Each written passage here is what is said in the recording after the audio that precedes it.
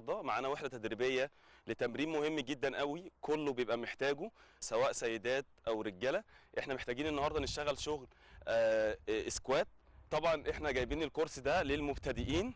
طبعا اول تمرين اساسي بنعمله استرتشات عشان خاطر نتجنب الاصابات. اول حاجه بطعن امامي وبعمل عمليه تبادل.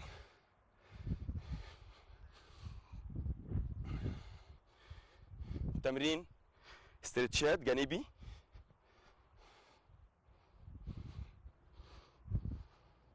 طبعا الاسترتشات مهمه جدا قوي في تمرين السكوات، نتجنب الاصابات. اول حاجه بنشتغل على العضله الاماميه، نحاول نطعن لقدام تشينج.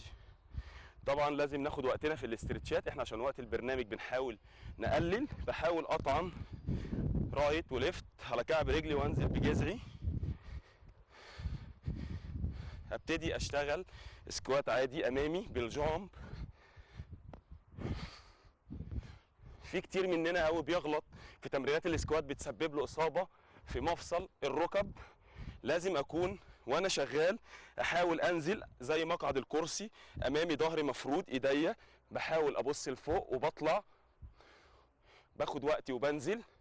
ركب دايما بتكون اماميه. هنعمل نموذج مع الكابتن احمد نحاول نوضح للساده المشاهدين التمرين الصحيح. بكون فارد ظهري وايدي باصص لفوق، بنزل بجذعي، بحاول ركبي لقدام وبطلع. بننفذ التمرين دوت 3 مجاميع في 10. بحاول انزل وركبي تكون دايما لقدام. التمرين التاني معانا هنبتدي نحط رجلينا على الكرسي ونحاول نطعن ونشتغل برضه 3 مجاميع في 10، وبفرد رجلي وبنزل بظهري لقدام. كل ده تمرينات لتمرين السكوات، وبغير طبعا بنفس النموذج للعضله الليفت. هبتدي برضو نشرح التمرين مع الكابتن احمد، نفس النموذج هنعمله للمبتدئين. بحاول اخلي هدفي على ظهر الكرسي وبنزل، وبحاول انزل بجذعي لقدام بحيث ان العضله الخلفيه كلها تستفاد معايا. وبرجع دايما بهدوء، مش عاوز يبقى فيه عنف في التمرين. تشينج، اغير العضله الثانيه، احاول اخلي الهدف بتاعي ظهر الكرسي، واحاول انزل بجذعي دايما باستمرار ويكون ظهري مفرود. التمرين الثالث معانا بشتغل تمرين جانبي، بحاول انزل برضو يبقى الشغل عندي يكون جانبي، بطلع وبنزل. دايما العضله الخلفيه تلاقي بتشد معايا، يبقى انا كده شغال بالتمرين الصحيح.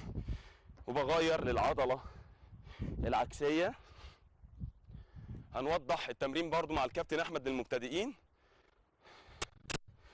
بحاول انزل بالجنب جامد بجذعي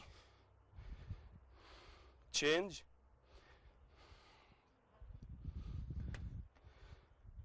دايما الهدف بتاعي ايديا، دايما برفع دماغي لفوق، ظهري مفرود. التمرين الاخير معانا للسكوات، بتحرك تحرك امامي وبنزل وبطلع، باخد خطوتين امامي وبرجع خطوتين للخلف.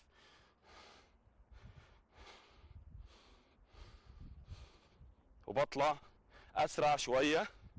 اول نموذج ممكن نعمله ببطء شويه، بحاول اطلع وانزل للخلف. هنشتغل على الجنب الجانبي، باخد خطوتين جنبين